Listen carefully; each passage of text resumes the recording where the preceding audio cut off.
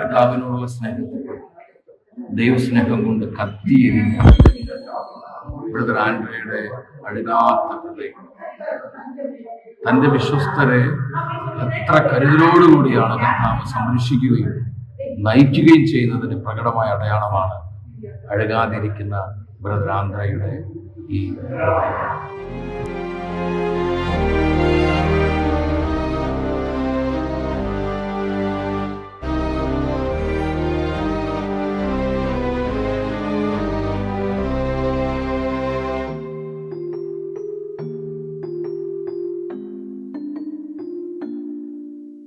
സഹോദരങ്ങളെ, നമ്മൾ ഈ പുറകിൽ കാണുന്നത് ബ്രദർ ആന്ധ്രയുടെ ഓഫീസ് മുറിയാണ്. അതിന്റെ തനിമ ഒട്ടും നഷ്ടപ്പെടുത്താതെ അതേ രീതിയിൽ ഇവിടെ സൂക്ഷിച്ചിരിക്കുകയാണ്. നമ്മളിവിടെ കാണുന്നുണ്ട് നമ്പർ 13 ഡോർ. ഈ ഡോറിന്റെ കീപ്പറായിരുന്നു ബ്രദർ ആന്ധ്ര. 39 വർഷം പരാതികൾ കൂടാതെ, പരിഭവങ്ങളില്ലാതെ തന്നെ ഏൽപ്പിച്ച ജോലി വളരെ വിശ്വസ്തയോട് ഉത്തരവാദിത്തോടു കൂടി നിർവഹിച്ച് സഭയിൽ വലിയ വിശുദ്ധനായി മാറുവാൻ തക്കവിധം അദ്ദേഹം ദൈവത്തോടും തന്നെ ഏൽപ്പിക്കപ്പെട്ട ജോലിയോടും വിശ്വസ്തനായിരുന്നു. അദ്ദേഹത്തിന്റെ ആ ഓഫീസ് മുറി അതിന്റെ തനിമ നഷ്ടപ്പെടുത്താതെ ഇവിടെ എല്ലാം ദൈവസാന്നിധ്യം നിറഞ്ഞു നിൽക്കുകയാണ്. ഇതിലൂടെ എന്താണ് ആത്മാവ് നമ്മോട് സംസാരിക്കുന്നത്? എത്ര സാധാരണക്കാർക്കും നമുക്ക് സമർപ്പണവും ആഗ്രഹവും ഉണ്ടെങ്കിൽ വിശുദ്ധരായി മാറാൻ കഴിയുമെന്ന് സ്വർഗം നമുക്ക് മുന്നറിയിപ്പ്.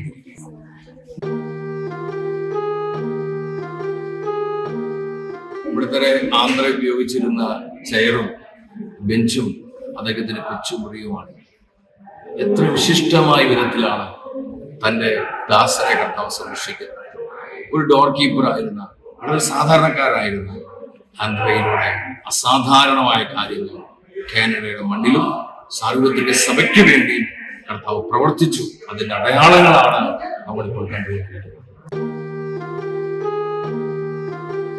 നമ്മളിപ്പോൾ കാണുന്ന ഈ മുറി ബ്രദർ ആന്ധ്രയുടെ കിടപ്പ് മുറിയാണ്. അദ്ദേഹം കിടന്നിരുന്ന കട്ടിലും അദ്ദേഹത്തിന്റെ കിടപ്പ് മുറിയിലെ കസാരയും മറ്റു കാര്യങ്ങളെല്ലാം അദ്ദേഹം എത്രയോ വർഷക്കാലം പ്രാർത്ഥനയിലും കഠിനമായ തപശ്ചര്യയിലും ഈ മുറിയിൽ കഴിഞ്ഞുകൂടി. വിശുദ്ധനായ ബ്രദർ ആന്ധ്രയുടെ മാധ്യസ്ഥ നമുക്ക് തേടണം.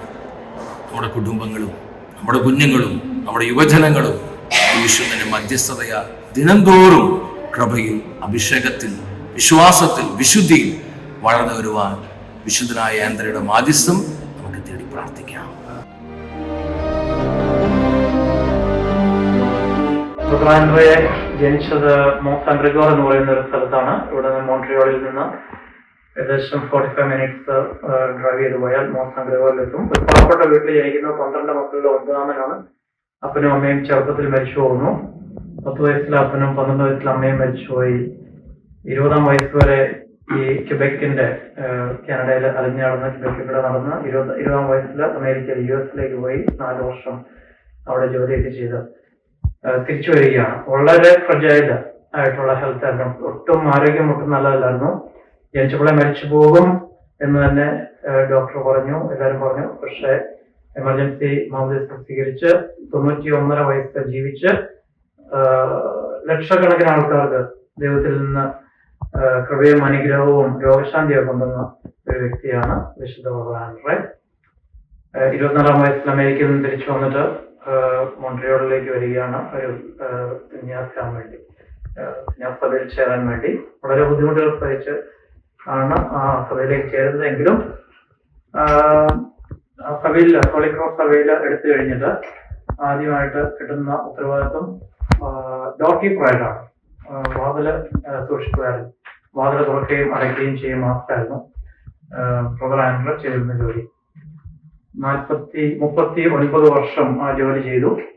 39 വർഷം ആ ജോലി ചെയ്ത് ഇപ്പൊ യോസെഫിതാന്റെ നാമത്തിലാണ് ഇപ്പോഴും പ്രാർത്ഥിക്കുന്നത്.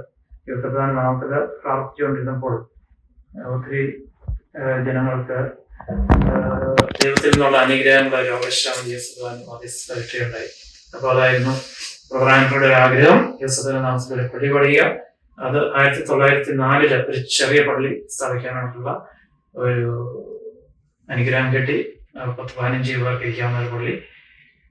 അപ്പോൾ ആയിരക്കണക്കിന് ആൾക്കാർ ബ്രദർ ആൻഡ്രയെ കാണാൻ വേണ്ടി വരുന്നു, പ്രാർത്ഥിക്കാനായിട്ട് വരുന്നു. വിശുദ്ധ യോസെഫ് മാധ്യസ്ഥത്തിൽ പ്രാർത്ഥിക്കുന്നു. അവിടെ കുർബാനയും കുദാശകളൊക്കെ നടക്കുന്നു. അപ്പോൾ ആൾക്കാരെ തന്നെ ചോദിച്ചൊരു വലിയ പള്ളി പണിയാനായിട്ടുള്ള ഒരു അനുഗ്രഹം കിട്ടുന്നു.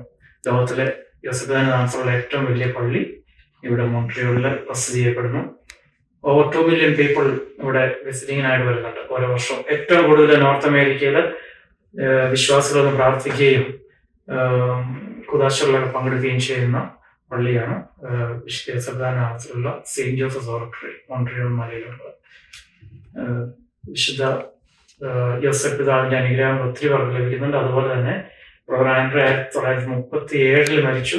2010 വിശുദ്ധനായിട്ട് പ്രഖ്യാപിച്ചു. വിശുദ്ധ ബ്രദർ ആൻഡ്രയുടെ മാധ്യസ്ഥത്തിൽ ഒത്തിരി അനുഗ്രഹങ്ങൾ ഇപ്പോൾ അനേകായിരങ്ങൾക്ക് ലക്ഷക്കണക്കിന് ആൾക്കാർക്ക് ലഭിക്കുന്നുണ്ട്. ഒത്തിരി കൃപ നിറഞ്ഞ അനുഗ്രഹം നിറഞ്ഞ ഒരു സ്ഥലമാണ് മോൺട്രിയോളിലെ ദേവാലയം. എല്ലാവർക്കും ദൈവത്തിന്റെ അനുഗ്രഹം ഉണ്ടാകുന്നതിനായിട്ട് പ്രാർത്ഥിക്കുന്നു.